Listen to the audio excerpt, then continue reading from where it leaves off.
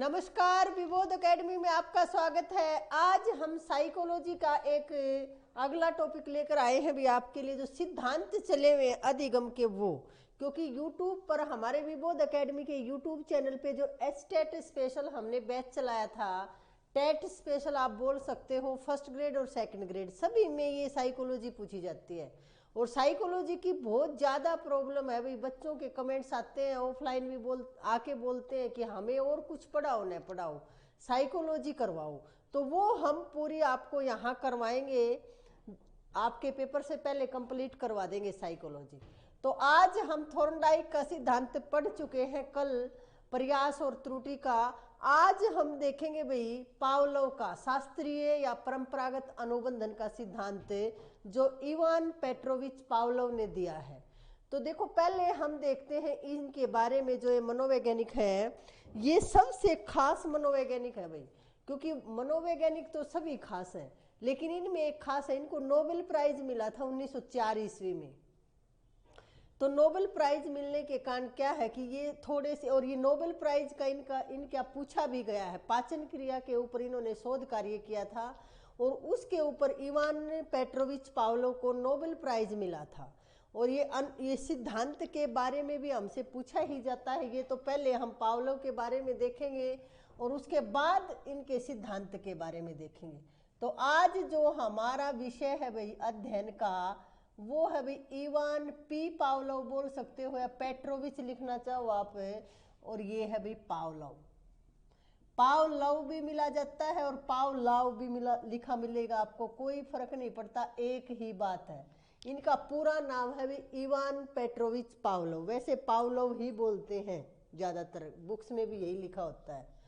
तो ये क्या थे भाई, सबसे पहले तो लिखो, ये रूस के मनोवैज्ञानिक थे भाई, शरीर शास्त्री थे, और इन्होंने 1904 ईस्वी में एक शोध कार्य किया था पाचन क्रिया के ऊपर, और उसके ऊपर इनको नोबेल प्राइज मिला था। तो ये थोड़ी सी जानकारी इनके बारे में देखते हैं, फिर आगे इनके सिद्धांत के बारे में करेंगे। तो लिखो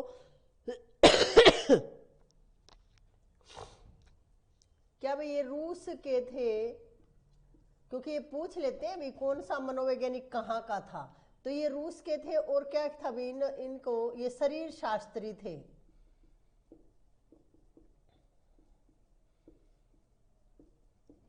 और 1904 ईस्वी में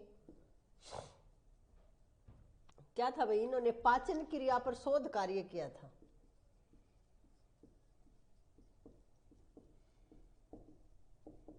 और इसी शोध कार्य के ऊपर, पाचन क्रिया पर शोध कार्य किया था, और ये इसी उपलब्धि पे इनको क्या नोबेल प्राइज भी मिला था।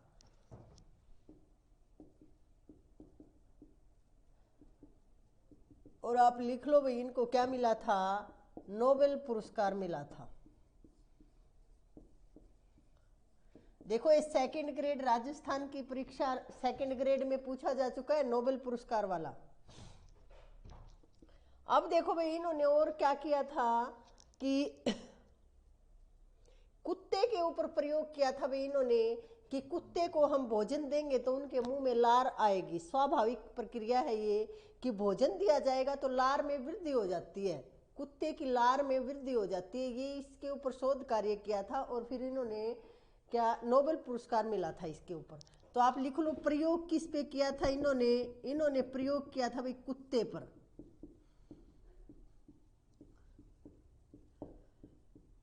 अब हम इनके सिद्धांत के बारे में दिए, कुत्ते पर प्रयोग किया था, और इनके सिद्धांत का जो नाम है वो है भाई, सिद्धांत के तो बहुत से नाम है, लिखेंगे ये लिखो, ऊपर लिखेंगे सारे इकट्ठे। वैसे ज्यादा जो प्रसिद्ध है वो है भाई शास्त्रीय और परंपरागत अनुबंधन का सिद्धांत। दिया था किसने, पावलोव ने। और ये इनके बारे में थोड़ी जानकारी आपको होना जरूरी है। अब हम इनके सिद्धांत के बारे में पूरा विश्लेषित देखेंगे भाई। ये बहुत ज्यादा महत्वपूर्ण है भाई, जो भी क्लास आपके सामने आ रही है वो बहुत जो ज्यादा इंपॉर्टेंट है, वो टॉपिक हम पहले लेके आ रहे हैं, करवाएंगे सभी। लेकिन ऐसे टॉपिक जिनमें से प्रश्न हमेशा पूछे जाते हैं, सी टेट में, एस टेट में, यूपी टेट हो, या फिर आपके रिट में, और ये देखो फर्स्ट ग्रेड और सेकंड ग्रेड में तो बहुत ज़्यादा प्रश्न पूछे गए हैं। जो आप प्रीवियस ईयर अगर उठा के देखोगे पेपर तो वह बहुत ज़्यादा प्रश्न यहाँ से पूछे गए हैं। देखो भाई इनके सिद्धांत का जो नाम है पावलोव के, वो है भाई शास्त्रीय या परंपरागत अनुबंधन का सिद्धांत। इन्होंने सिद्धांत कौन सा दिया है?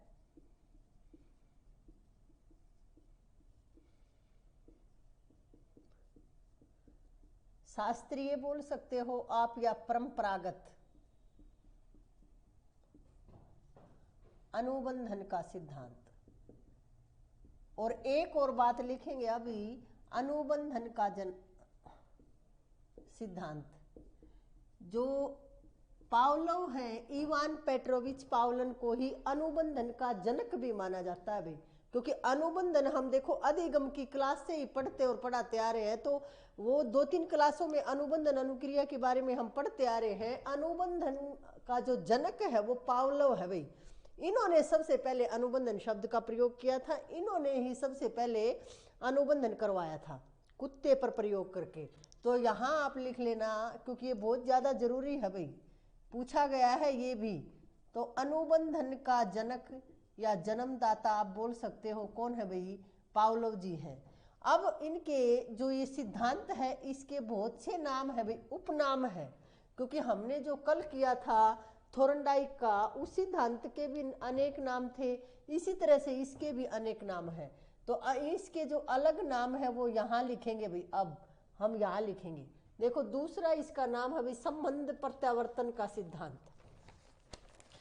जो इसके उपनाम है इस सिद्धांत के, तो दूसरा क्या है भाई? संबंध प्रत्यावर्तन।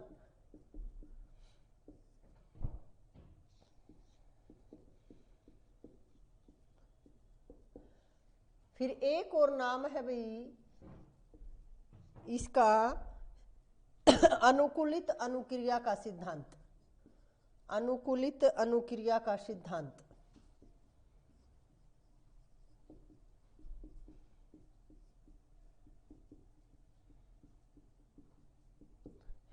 एक है भाई प्रतिवादी अनुबंधन, ये भी इसी का नाम है, प्रतिवादी अनुबंधन। इसी सिद्धांत के नाम है ये अलग अलग है। एक है भाई अनुबंधित अनुक्रिया का सिद्धांत। अनुबंधित अनुक्रिया का सिद्धांत, ये अलग नाम है भाई पावलोव का जो शास्त्रीय परंपरागत अनुबंधन का सिद्धांत है, उसी को हम संबंध प्रत्यावर्तन का सिद्धांत भी बोल सकते हैं, अनुकूलित अनुक्रिया का सिद्धांत बोल सकते हैं, प्रतिवादी अनुबंधन का सिद्धांत भी बोल सकते हैं, और अनुबंधित अनुक्रिया का सिद्धांत भी बोल सकते हैं। यानी कि आपके पेपर में इनमें से कोई भी एक नाम आपको मिलेगा और पूछा जाएगा कि इस सिद्धांत के प्रतिपादक कौन है, तो फिर आपको क्या बताना है? Ivan Petrovich Pavlov. ये है भाई सिद्धांत के उपनाम। अब इस सिद्धांत में है क्या वो देखेंगे भाई। सबसे पहले आप मौखिक रूप से सुनिए कि इस सिद्धांत के 3 चरण दिए हैं भाई। इस सिद्धांत को इवान पेट्रोविच पावलोव जी ने 3 चरणों में बांटा है। सबसे पहले इन्होंने क्या किया कि कुत्ते के सामने कुत्ते को भोजन दिया और उसकी लार के ऊपर प्रयोग किया, टेस्ट किया। तो टेस्टिंग में क्या पता चला कि लार तो देखो होती है मुख में, स्वाभाविक है ये तो, लेकिन भोजन देने पर उस लार में वृद्धि हुई। यानी कि सबसे पहला चरण तो ये कहता है कि भोजन देने पर कुत्ते के लार में वृद्धि हुई। दूसरा इन्होंने क्या किया दूसरे चरण में कि पहले घंटी बजाई और उसके बाद भोजन दिया, फिर देखा घंटी बजी, फिर भोजन दिया, फिर लार में वृद्धि हुई। अब इन्होंने क्या किया तीसरे चरण में क्या किया, क्योंकि अब देखो पहले भोजन पे लार, ये तो स्वाभाविक प्रक्रिया है भाई। भोजन अगर देंगे और लार आएगी तो ये है स्वाभाविक प्रक्रिया, यानी कि सहज प्रक्रिया, जन्मजात प्रक्रिया है। ये कोई नई बात नहीं है, ये तो जन्मजात सहज प्रक्रिया है, प्राकृतिक प्रक्रिया आप इसको बोल सकते हो। भोजन के ऊपर लार में वृद्धि होना तो प्राकृतिक है, लेकिन घंटी बजाई, दूसरे चरण में इन्होंने क्या किया, घंटी बजाई और फिर भोजन दिया और फिर लार में वृद्धि हुई। और तीसरे चरण में इस तरह से क्या किया गया, ये प्रयोग किया गया एक कुत्ते के ऊपर। और फिर एक दिन क्या किया, पावलोव जी ने सिर्फ घंटी बजाई और घंटी बजते ही कुत्ते के मुंह में लार आ गई। यानी कि भोजन नहीं मिला तो भी, क्योंकि घंटी अनुबंधन, यहां अनुबंधन हो गया। इसका मतलब ये है कि अगर वो आदि हो गया था कि घंटी बजेगी फिर भोजन मिलेगा, तो घंटी बजते ही उसके मुंह में लार आ गई, भोजन नहीं दिया गया तब भी। तो ये 3 चरणों में इन्होंने अपने इस सिद्धांत को समझाया है, यानी कि अनुबंधन, यहाँ अनुबंधन होता है भाई। और फिर इसके अलग से नियम है भाई, अनुबंधन ये नहीं है कि हमेशा हम घंटी बजाते रहेंगे और भोजन नहीं देंगे तो भी लार आती रहेगी, नहीं, फिर क्या होगा, वो विलोपन हो जाता है।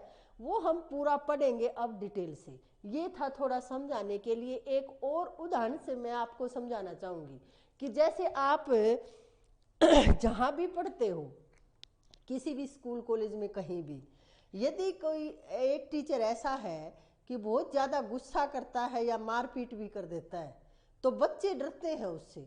अब देखो, जैसे टीचर, एक वो जो टीचर है उसके सामने कोई नहीं बोलता, लेकिन वो शोर मचा हुआ है और वो टीचर स्कूल में ही नहीं है, लेकिन फिर भी दूसरे टीचर ने कहा या किसी ने, पीएन ने, किसी ने भी कहा कि वो आ गए हैं, वो सर आ गए हैं, बच्चे एकदम से चुप हो जाएंगे।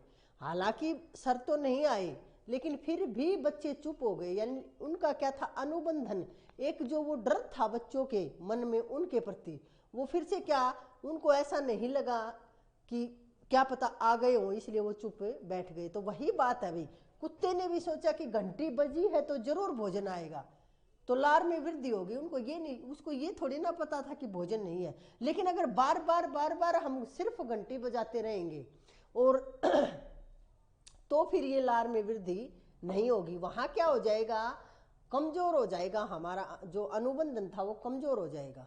लेकिन अगर काफी समय के अंतराल के बाद अचानक फिर कई दिनों तक घंटी नहीं बजाएगी, फिर काफी समय के अंतराल के बाद फिर से घंटी बजाएगी, तो क्या होगा, फिर से कुत्ते, स्वाभाविक प्रक्रिया है, फिर से लार में वृद्धि होगी। ये बताना चाहते थे भी कौन है, पावलोव जी। अब हम देखेंगे कि इस सिद्धांत में सबसे पहले हम इसके एक प्रैक्टिकल रूप में हम आपको समझाने की कोशिश करेंगे, फिर जो मुख्य मुख्य पॉइंट है और जहां से प्रश्न पूछे गए हैं वो सब करवाएंगे। लिखो, ये इनके नाम लिखो और फिर शुरू करते हैं भाई हम अपना ये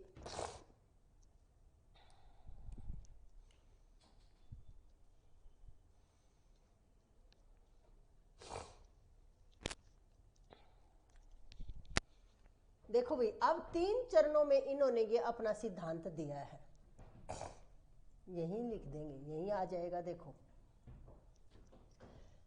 इन्होंने क्या किया है कि ये जो सिद्धांत है, इस 3 चरण दिए हैं भाई, सिद्धांत के 3 चरण। पहले चरण में क्या किया इन्होंने, पहले चरण में इन्होंने क्या किया, इनके भोजन दिया भाई, कुत्ते पर प्रयोग चल रहा है भाई ये, तो कुत्ते के सामने भोजन रखा गया और फिर क्या किया गया, लार में वृद्धि हुई भाई। यानी कि जो स्वाभाविक है भाई, कुत्ते को देखकर लार में, भोजन को देखकर कुत्ते के मुंह में लार में वृद्धि होना। तो अब देखो, जो हम ये है, जो इसको बोलेंगे हम यूसीएस, यूसीएस यानी कि अनकंडीशनल स्टिमुलस। यानी कि भोजन क्या है भाई, उद्दीपक है और अनकंडीशनल है, तो लार भी कैसी होगी भाई, यूसीआर होगी, यानी कि अनकंडीशनल रिस्पॉन्स होगा। यानी कि स्वाभाविक, आप इसको यहां लिखेंगे अस्वाभाविक, या इसको अनुबंधित बोलेंगे भाई, अस्वाभाविक बोलेंगे इसको, या फिर क्या बोलेंगे, अनुबंधित। देखो यही की यही वर्डिंग लिखनी है आपको, क्योंकि ऐसे के ऐसे ही आता है। इसको यूसीआर को आप क्या बोलोगे भाई, यूसीआर का मतलब है भाई कि जो अस्वाभाविक उद्दीपक है या अनुबंधित उद्दीपक है, उसको देखकर रिस्पॉन्स कैसा है आपका, अस्वाभाविक ही है। इसका कहने का मतलब ये है पावलोव जी का, कि जैसा उद्दीपक होगा उसी तरह की अनुक्रिया की जाएगी। तो इसमें 2-3 बातें आप लिखोगे यहाँ कि जैसा उद्दीपक होगा, सबसे पहले लिखो 2-3 पॉइंट लिखोगे फिर समझ में आएगा। जैसा उद्दीपक होगा, अब उद्दीपक आप सब लोग जानने लगे क्या है। जैसा उद्दीपक होगा वैसी ही अनुक्रिया होगी।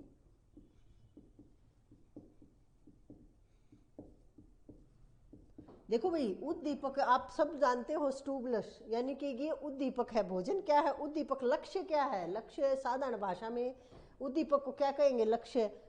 भोजन तो क्या है? और ये क्या है? रिस्पॉन्स, यानी कि भोजन को देखकर रिस्पॉन्स कैसा मिला? लार में वृद्धि हुई। तो जैसा उद्दीपक होगा वैसी ही अनुक्रिया होगी। ये अनुक्रिया है। लार क्या है? अनुक्रिया है। ये क्या है? उद्दीपक है। तो ये 2-3 बातें आप लिखेंगे कि यदि अस्वाभाविक उद्दीपक है तो अनुक्रिया भी कैसी होगी। तो लिखो भाई, जैसा उद्दीपक है वैसी ही अनुक्रिया होगी। जैसे प्राकृतिक उद्दीपक है भाई, प्राकृतिक उद्दीपक है तो अनुक्रिया भी कैसी होगी? प्राकृतिक अनुक्रिया होगी। देखो यहां से प्रश्न पूछे गए हैं भाई, पूछेगा आपसे कि यदि प्राकृतिक उद्दीपक है तो अनुक्रिया पावलोव के अनुसार कैसी अनुक्रिया होगी? तो फिर कैसी होगी? प्राकृतिक। कोई मुश्किल भी नहीं है, सिर्फ आपको 1-2 बातें याद रखनी है। यदि अनुबंधित उद्दीपक है, यदि उद्दीपक है अनुबंधित, देखो अनुबंधित नहीं है भाई, मैं बोल रही हूं यहां अनुबंधित, तो अनुक्रिया भी अनुबंधित होगी भाई।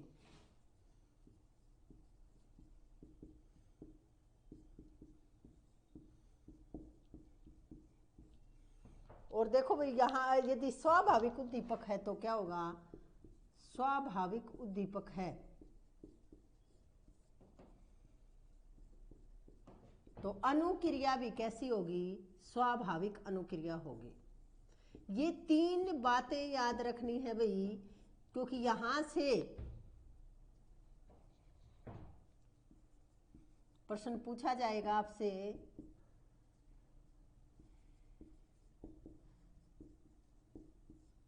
अब देखो भाई, पहले चरण में इन्होंने क्या किया? भोजन दिया और लार आई, यानी कि यूसीएस दिया तो क्या हुआ? यूसीआर हुआ। जैसा उद्दीपक वैसी ही अनुक्रिया होगी।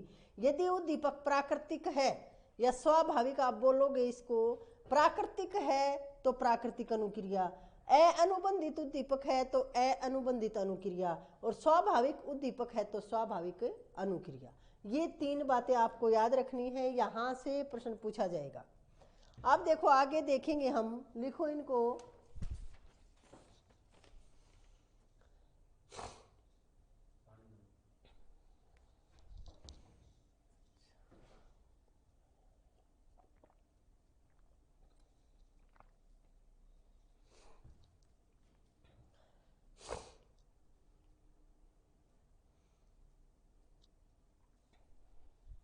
अब देखो भाई, दूसरा चरण, पहले चरण में तो ये था, अब दूसरा चरण क्या है इसका?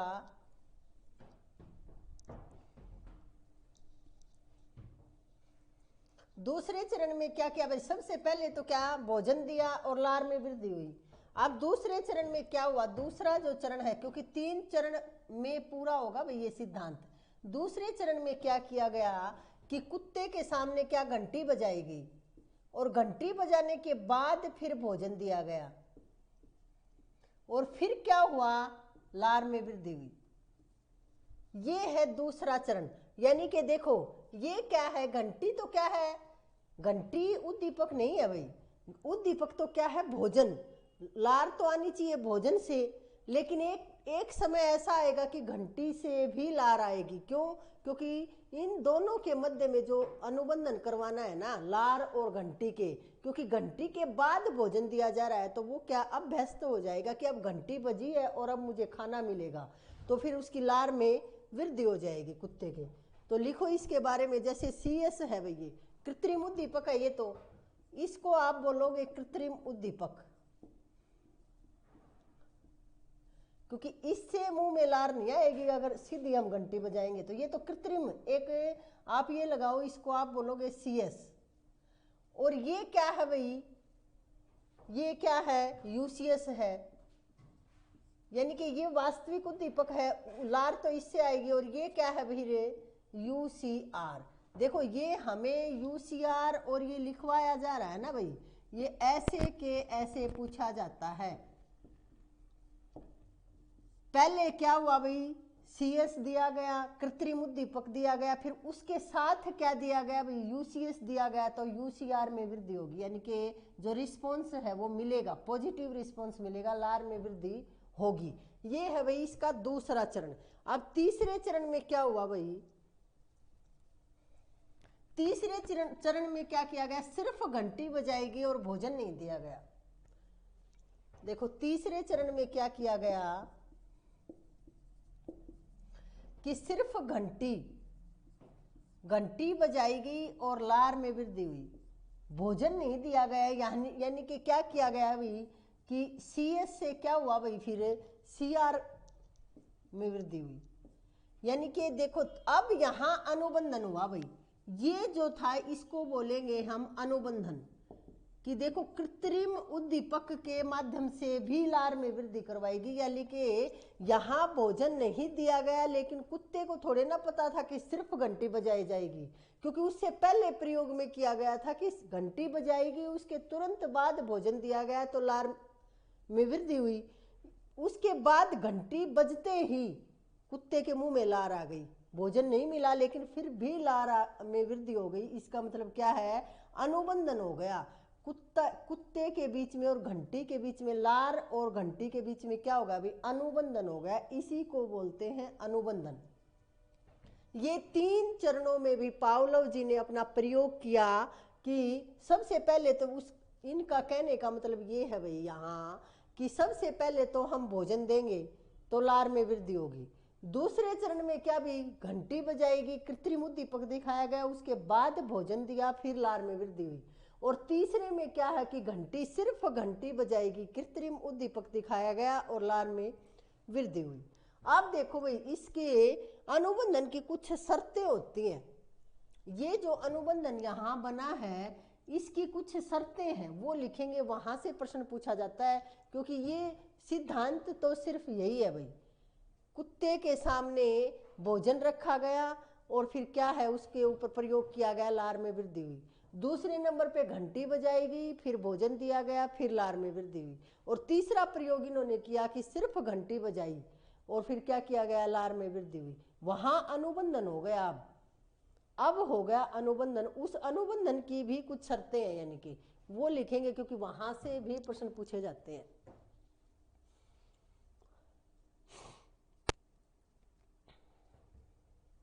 अब ये नहीं है कि सिर्फ आप घंटी बजाते रहोगे, शर्त का मतलब ये नहीं है भाई। अब देखेंगे, देखो आगे शर्त लिखेंगे, उसमें समझ में आएगा अच्छे से। ये तो पूरा प्रयोग था भाई कि अनुबंधन हो गया, पावलोव के अनुसार इस तरह से अनुबंधन होता है। लेकिन अब इसकी शर्त क्या है, ये नहीं है कि सिर्फ घंटी बजाओगे और आप अनुबंधन हो जाएगा, नहीं, इसके लिए कुछ कंडीशन होती है भाई। तो आप लिखो अनुबंधन की शर्तें।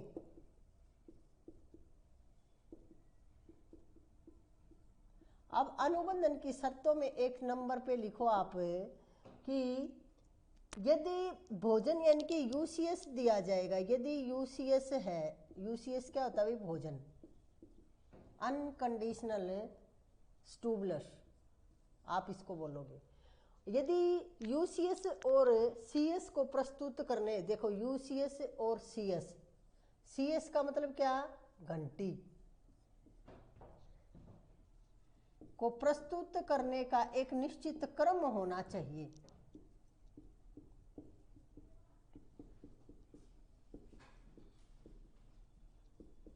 एक निश्चित क्रम होना चाहिए।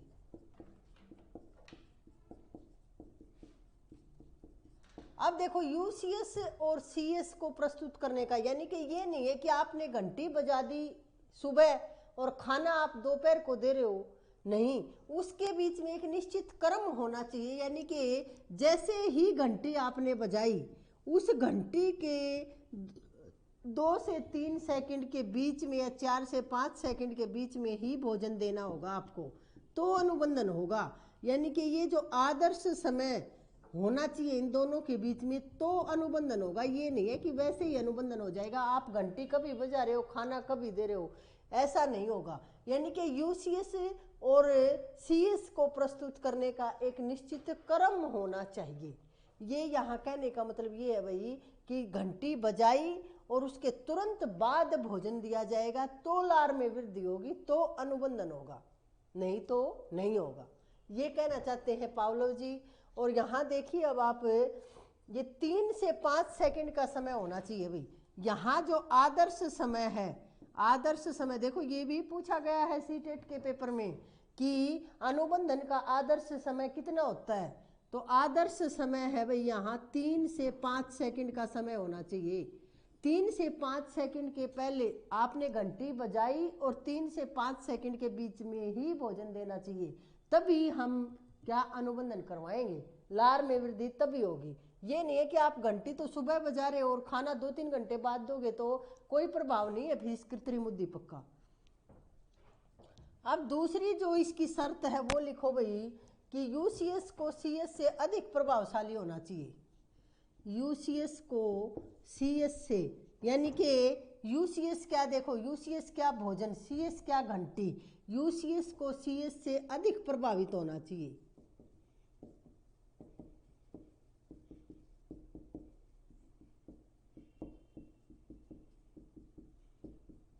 तो देखो लार तो भोजन से आ रही है ना भाई, कि भोजन आपने अच्छा भोजन दिया तो लार आई ना।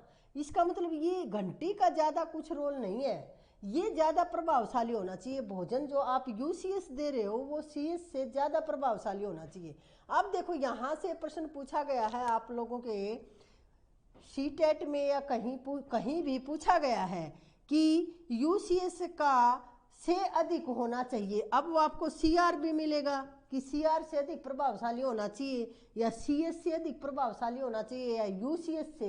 अब यहाँ आपको 4 ऑप्शन मिले, लेकिन वहाँ आपका जो ऑप्शन होना था वो होना था भी सीएस। और ये देखो ये सीएस यूसीएस ऐसे ही लिखे मिलेंगे आपको। ये तो मैं समझाने के लिए लिख रही हूँ ये भोजन घंटी, कि आप लोग समझ सको, लेकिन वहाँ आपको यही लिखे मिलेंगे ऐसे ही इंग्लिश में, यूसीएस को सीएस से अधिक प्रभावशाली होना चाहिए। आपको यही याद करना है।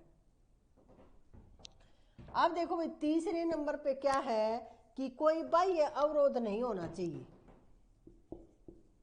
कोई बाहरी अवरोध नहीं होना चाहिए। अब देखो आप अनुबंधन करवा रहे हो भाई, आप यहां घंटी बजा रहे हो लेकिन कुत्ते को सुनाई ही नहीं दे रही घंटी, तो फिर अनुबंधन नहीं होगा। यानी कि बाहरी कोई शोर शराबा कोई रुकावट नहीं होनी चाहिए। जहां भी आप अनुबंधन करवाना चाहते हो वहां क्या है, शांत वातावरण हो। आप जो कुत्ते के सामने जो दिखाना चाहते हो सिर्फ कुत्ता वही देखे, घंटी की आवाज ही सुने। ये नहीं है कि और कुछ सुनाई दे रहा है तो वो फिर अनुबंधन वहां नहीं होगा। कोई भाई अवरोध, अवरोध का मतलब होता है रुकावट। और अनुबंधन की दशाएं अनुकूल होनी चाहिए, अनुबंधन की दशाएं अनुकूल होनी चाहिए।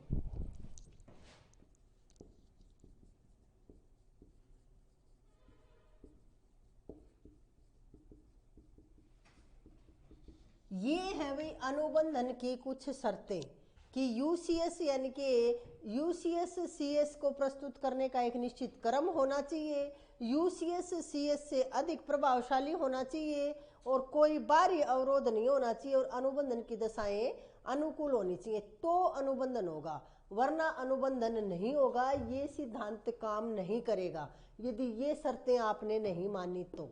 ये कहना है अभी पावलोव जी का। आगे देखते हैं अभी, इनको लिखो, यहां से ऐसे ही प्रश्न पूछे जाते हैं, सब याद करना पड़ेगा आपको ही।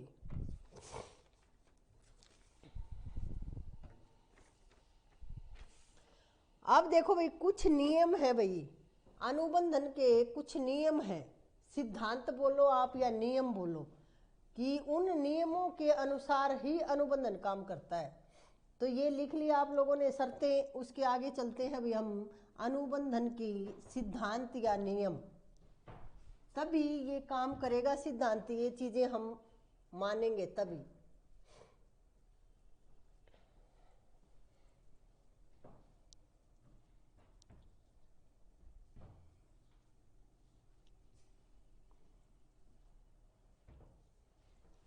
देखो भाई, अनुबंधन के सिद्धांत या नियम लिखो भाई, अनुबंधन के नियम। अब पहला नियम तो क्या है भाई कि उत्तेजना।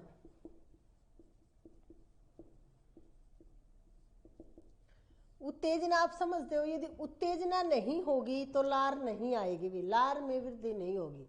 तो अनुबंधन के लिए उत्तेजना का होना बहुत ज्यादा जरूरी है। यानी कि उत्तेजना क्या मतलब, भूख नहीं होगी और बिना भूख यदि आप भोजन दे रहे हो तो उत्तेजना कैसे होगी, और फिर लार में भी वृद्धि नहीं होगी। या फिर आप कह सकते हो कि उत्तेजना कब होगी कि स्वादिष्ट दोगे कुछ, आप जो आप कुत्ते को जो पसंद है वो दोगे तो ज्यादा लार में वृद्धि होगी। जैसे आप लोग सामान्य बोलचाल में हम देखते हैं ना कि कुछ भी कोई नई डिश का नाम आपने लिया और मुंह में पानी आ गया, मुंह में पानी आना यानी कि लार में वृद्धि होना। तो देखो भाई, उत्तेजना यहां आप लिखोगे कि यूसीएस और सीएस को बार बार प्रस्तुत करने पर प्राणी में उत्तेजना उत्पन्न होती है। यूसीएस और सीएस को बार बार प्रस्तुत करने पर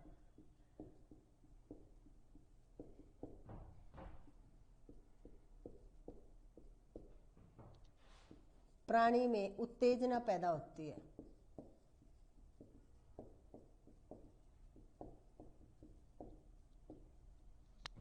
यानी कि आप समझ गए हो कि भाई उत्तेजना, अनुबंधन के लिए उत्तेजना का होना बहुत ज्यादा जरूरी है। एक तो इस सिद्धांत, ये इस नियम पर लागू होगा ये सिद्धांत। दूसरा क्या होना चाहिए भाई, दूसरा देखेंगे हम विलोपन का नियम। इसी में है भाई विलोपन का नियम, विलोपन का नियम। अब विलोपन के नियम में क्या है भाई, ये था उत्तेजना का नियम। अब विलोपन में क्या है भाई कि एक सबसे पहले चरण में तो क्या किया गया, भोजन दिया गया और फिर लार में वृद्धि हुई। उसके बाद घंटी बजाई गई, देखो घंटी बजाई और फिर भोजन दिया तो क्या हुआ भाई, फिर अनुबंधन हुआ यानी कि लार में वृद्धि हुई। अब दूसरे तीसरे स्टेप में क्या किया गया कि सिर्फ घंटी बजाई गई और भोजन नहीं दिया गया, लेकिन फिर भी अनुबंधन बना। लेकिन यदि बार बार ये होता रहा, काफी समय तक सिर्फ आप घंटी बजाते रहे और लार, तो ऐसा नहीं होगा, भोजन नहीं दोगे तो फिर ये क्या है, लार में वृद्धि नहीं होगी। यानी कि यहाँ क्या हो जाएगा, विलोपन हो जाएगा भाई, यहाँ विलोपन का नियम लागू होगा। यानी कि यदि आप बार बार सिर्फ घंटी बजाते रहे और आपने जो है वो यूसीएस प्रस्तुत नहीं किया, यानी कि जो वास्तविक उद्दीपक है वो प्रस्तुत नहीं किया, तो क्या होगा, अनुबंधन नहीं होगा, वहां ये नियम फिर लागू नहीं होगा। इसका कहने का मतलब ये है। और ये देखो भाई, सेकंड ग्रेड में आपके पूछी गई है ये परिभाषा, सेकंड ग्रेड में भी, फर्स्ट ग्रेड में भी आ चुकी है और यूपी के एक पेपर में भी आ चुकी है। ये इंपॉर्टेंट लगा लेना आप, बहुत सारे पेपरों में पूछी गई है। और जो शायद एचटेट का पीछे यहाँ हुआ था ना, उसमें भी ये टीजीटी में पूछी गई थी विलोपन का नियम। तो इसकी परिभाषा लिख लो। विलोपन का नियम क्या है भाई कि अनुबंधन के बाद सीएस प्रस्तुत करने पर, यानी कि एक बार तो अनुबंधन हो गया भाई, घंटी बजाने पर लार आ गई, तो अनुबंधन के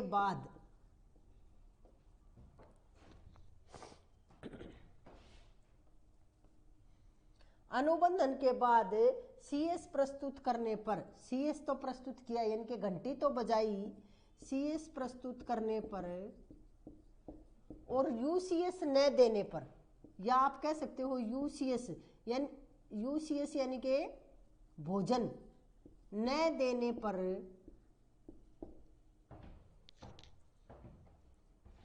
इस जो ये प्रक्रिया थी, इस प्रक्रिया का विलोपन हो जाता है। जो लार में वृद्धि होने की जो प्रक्रिया चली हुई थी उसका विलोपन हो गया भाई, लुप्त हो गई वो प्रक्रिया। विलोपन का मतलब होता है लुप्त होना, समाप्त होना।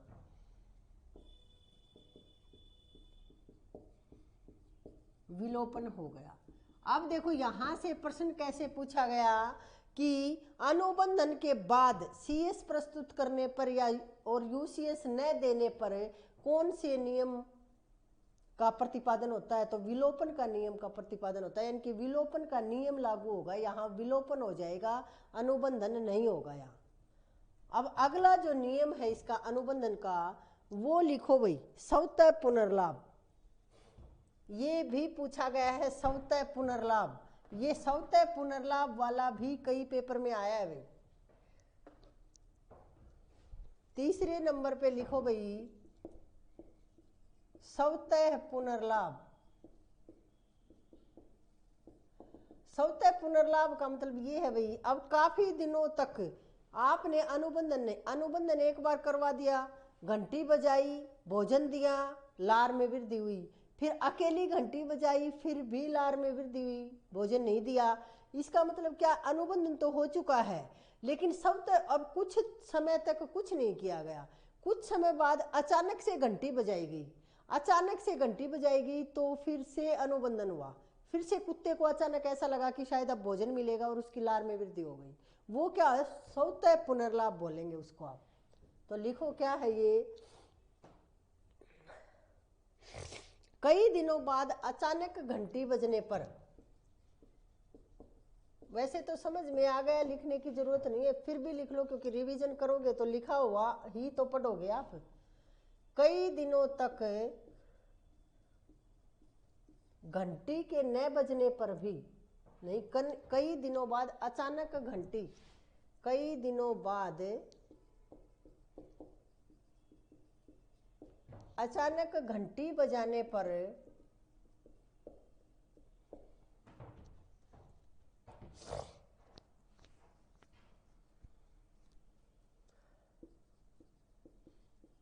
अचानक से कुत्ते के मुंह में लार आती है अभी, क्योंकि कुत्ते पर ही प्रयोग किया गया था। कुत्ते के मुंह में लार का आना क्या है भाई, स्वतः पुनर्लाभ है।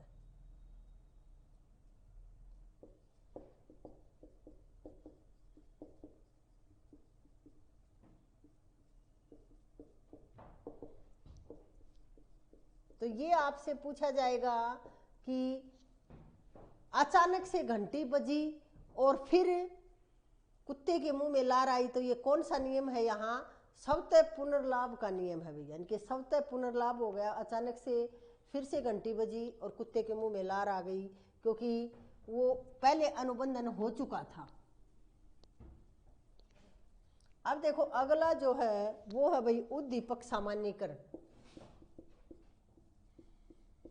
उद्दीपक सामान्यीकरण, अब देखो सामान्यीकरण का मतलब होता है एक जैसे, यानी कि उद्दीपक सामान्यीकरण का मतलब है कि अब आपने घंटी, अब घंटी हम अनुबंधन के लिए कुत्ते के सामने घंटी बजाते हैं तो फिर क्या उसके मुंह में लार आती है, लेकिन कुत्ता यदि कहीं गया हुआ है और बाहर कोई ऐसी ही आवाज, घंटी जैसी ही आवाज और सुनाई दी तो भी कुत्ता वहां अनुबंधन करता है, तो भी कुत्ते के मुंह में लार आती है। इसका मतलब क्या है कि वो क्या होगा, उद्दीपक सामान्यीकरण।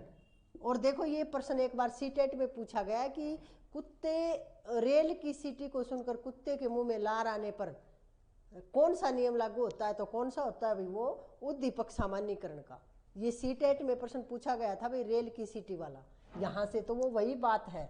आप लिखो इसमें कि घंटी से संबंधित अन्य क्रिया, घंटी जैसी ही अन्य क्रिया, घंटी से संबंधित या घंटी जैसी ही अन्य क्रिया द्वारा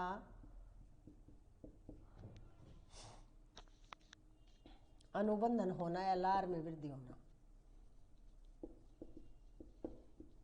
वो क्या होगा भाई, उद्दीपक सामान्यीकरण होगा। यानी कि वैसी ही आवाज फिर से सुनाई दी और उसने सोचा कि घंटी बज गई, अब मुझे भोजन मिलेगा, और उसमें लार में वृद्धि हो गई, वो क्या है, उद्दीपक सामान्यीकरण। क्योंकि एक जैसे उद्दीपक थे, घंटी भी वैसी ही थी और वो रेल की सीटी भी उसी तरह की थी, रेल की घंटी भी, वो स्टेशन पे घंटी बजती है ना, वो वाला उदाहरण पूछा गया है भाई। अब देखो अगला है एक उद्दीपक विभेदन। लिखो इसको, फिर अगला लिखेंगे भाई, पांचवा, 4 हो चुका है, अगला है भाई उद्दीपक विभेदन।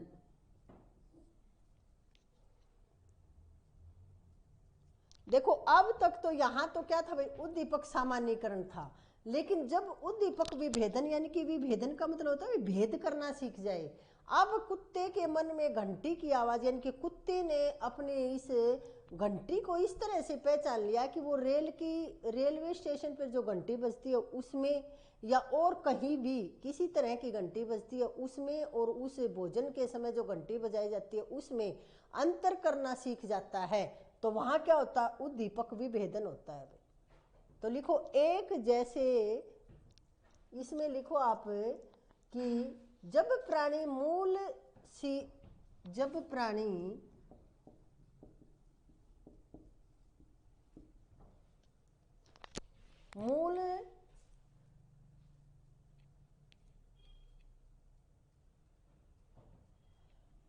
उद्दीपक और इससे मिलते जुलते उद्दीपकों में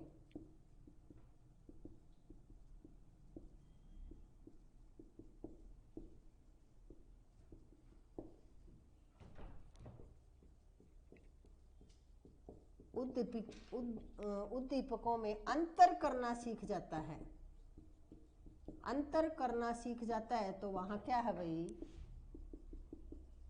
वहां क्या होगा फिर, उद्दीपक विभेदन होगा भाई।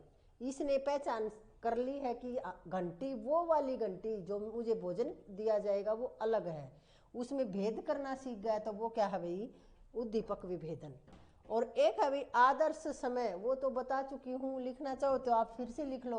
एक है भाई आदर्श समय। आदर्श समय कितना होना चाहिए घंटी और भोजन के बीच में, यानी कि कृत्रिम उद्दीपक और वास्तविक उद्दीपक के बीच में कितना समय होना चाहिए। आदर्श या कालिक क्रम भी बोलते हैं भाई इसको, आदर्श समय आप कह सकते हो, या कालिक क्रम, इस शब्द का प्रयोग किया गया है। ये पूछा गया है भाई एक बार कि ये कालिक क्रम कितना होना चाहिए, यानी कि घंटी और भोजन के बीच में, यानी कि घंटी बजाई और भोजन दिया, इसके बीच में जो समय आदर्श समय होना चाहिए वो 3 से 5 सेकंड का समय होना चाहिए, ज़्यादा नहीं होना चाहिए। ये आदर्श समय है अनुबंधन करवाने का। अब इसका शैक्षिक महत्व देखते हैं, शिक्षा में इसका महत्व क्या है, हम क्यों पढ़ते हैं इसको, क्यों पढ़ाते हैं इसको, इसका शैक्षिक महत्व है वो देखेंगे। क्योंकि देखो अब छोटे बच्चों में को सिखाने के लिए हम इसका प्रयोग करेंगे। छोटे बच्चे को सिखाते हैं, हम अनुबंधन करवाते हैं कैसे कबूतर, क्योंकि कै का और कबूतर का कैसे तो और भी बहुत चीजें बनती हैं, लेकिन सिर्फ कबूतर ही क्यों, क्योंकि वो क्या है, हम अनुबंधन बना देते हैं दोनों के बीच में। फिर कैसे कबूतर ही बोलेगा बच्चा, ये नहीं है कि और कुछ बोलेगा। तो ये लिखो भाई, इसका शैक्षिक महत्व लिख लो, 1-2 बातें हैं उसमें, क्योंकि वो भी कई बार पूछ लेते हैं। तो क्या है, इस शास्त्रीय अनुबंधन के सिद्धांत का शैक्षिक महत्व क्या है। इसका शैक्षिक महत्व है भाई, एक तो लिखो छोटे बच्चों को सिखाने के लिए, छोटे बच्चों को सिखाने के लिए किसका हम इस सिद्धांत का प्रयोग कर सकते हैं। जैसे कैसे कबूतर सिखाते हैं हम, तो ये कौन सा नियम लागू कर रहे हैं हम, शास्त्रीय अनुबंधन का। या ए फॉर एप्पल सिखाते हो ना आप, तो ये क्या है भाई, शास्त्रीय अनुबंधन का नियम या लागू, और हम अनुबंधन करवा रहे हैं ए और एप्पल इसके बीच में। क्योंकि ए कहते ही बच्चों को सेब की एक आकृति चित्र अपने दिमाग में बनेगा और वो बोलेंगे ए फॉर एप्पल, यानी कि वो सीख गए, अब उनके बीच में अनुबंधन हो गया, अब स्थायी हो गया उनके, ये नहीं है कि वो गलती करेंगे। और दूसरा है भाई भय, और बच्चों में जो भय और घृणा होती है उसको दूर करने के लिए भी इस सिद्धांत का प्रयोग हम कर सकते हैं। तो दूसरा जो हम देखेंगे भी, भय और घृणा को दूर करने के लिए, भय और घृणा जो बच्चों में होती है उसको दूर करने के लिए।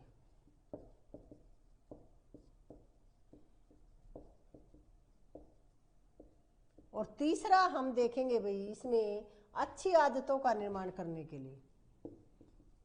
अच्छी आदतों का निर्माण कैसे, देखो हम अच्छी आदतों का निर्माण कर सकते हैं, यानी कि देखो सुबह उठने के लिए जो पढ़ते हैं बच्चे, वो सुबह उठते हैं कि हमें 4 बजे उठना है, 2 या 5 बजे, तो हम अलार्म लगाते हैं अपने फ़ोन में, वॉच में, कहीं भी।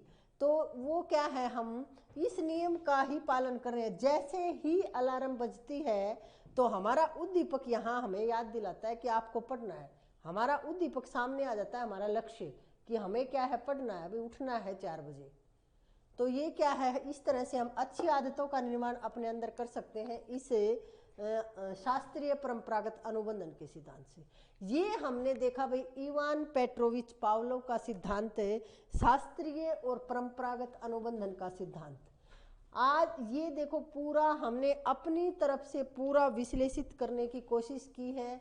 अगर एक बार में समझ ना आए तो दोबारा फिर देखना। यहाँ से जो प्रश्न पूछे जाते हैं वो भी बताए गए कि किस प्रकार से प्रश्न पूछे जाते हैं। और तो भाई सीखना तो आप लोगों को ही है। इसी तरह की हर रोज हम क्लास लेकर आते हैं। इस तरह की क्लास को देखने के लिए आप हमारे विबोध एकेडमी के यूट्यूब चैनल को सब्सक्राइब करें, शेयर करें। देखो, ज्ञान बांटने से बढ़ता है। तो आप लोग अगर पढ़ रहे हो तो आपके किसी दोस्त को भी फायदा हो, छोटे भाई बहनों को भी फायदा हो, इस बात का भी आपको ध्यान रखना चाहिए। ये नहीं है कि आप ये सोचो कि उसने भी तो, वो भी टेट परीक्षा में बैठेगा और मैं भी, तो मैं उसको क्यों बताऊं। अरे ये नहीं है, सब अपने भाग्य का खाते हैं। देखो, अगर टेट परीक्षा के लिए तो ये स्पेशल टेट के लिए तो इसमें तो है ही नहीं। जिसके 60% आए, 60% जिसने नंबर ले लिए वो क्या है, टेट में पास है भाई। यदि आप लोग पूरे के पूरे जितने परीक्षा में बैठते हो, जैसे 1 लाख बच्चों ने परीक्षा दी और सभी के 60% आ गए, तो सभी का टेट क्लियर हो गया भाई, सभी को सर्टिफिकेट मिलेगी अब आपको। तो उसमें यहाँ तो कंपटीशन है ही नहीं।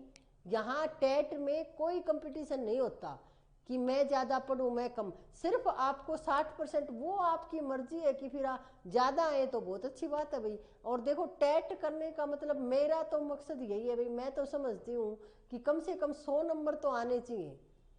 अब 90 नंबर पे देखो वो संतुष्टि आपको नहीं मिलेगी। टेट तो आपका हो गया, मान्य भी है, लेकिन नंबर अच्छे आए तो बहुत अच्छी बात है। और साइकोलॉजी 30 नंबर की आती है टेट परीक्षा में। कहीं का भी टेट हो, वो चाहे यूपी का है तो भी वहाँ अभी पीछे सॉल्यूशन भी करवाया था, वो जरूर देखना आप लोग। वहाँ से कई प्रश्न मिलेंगे आपको एस्टेट में। ये एस्टेट वालों के लिए स्पेशल मैं कह रही हूँ कि आप हल्के में मत लेना। जो हिंदी का सॉल्यूशन करवाया गया है विबोध एकेडमी के यूट्यूब चैनल पे, यूपी टेट का, वो भी देखना। क्योंकि मैंने सिर्फ प्रश्न जो उत्तर थे वो टिक नहीं करवाए हैं, उससे संबंधित प्रश्नों पर भी चर्चा की है जो मोस्ट इम्पोर्टेंट है। तो उनको वहाँ देखना आप। हिंदी के भी और साइकोलॉजी के भी बहुत ज़्यादा फायदा आपको होगा। और आपके एग्जाम के नज़दीक हम जो प्रीवियस ईयर पेपर हैं, जैसे हमने करवाया ये शास्त्रीय अनुबंधन का सिद्धांत, और इससे संबंधित जितने भी प्रश्न होंगे ना वो हम आपको देंगे, यहाँ करवाएंगे प्रैक्टिस आपकी। अगर समय रहा तो जरूर करवाएंगे भी। आज के लिए इतना ही, धन्यवाद।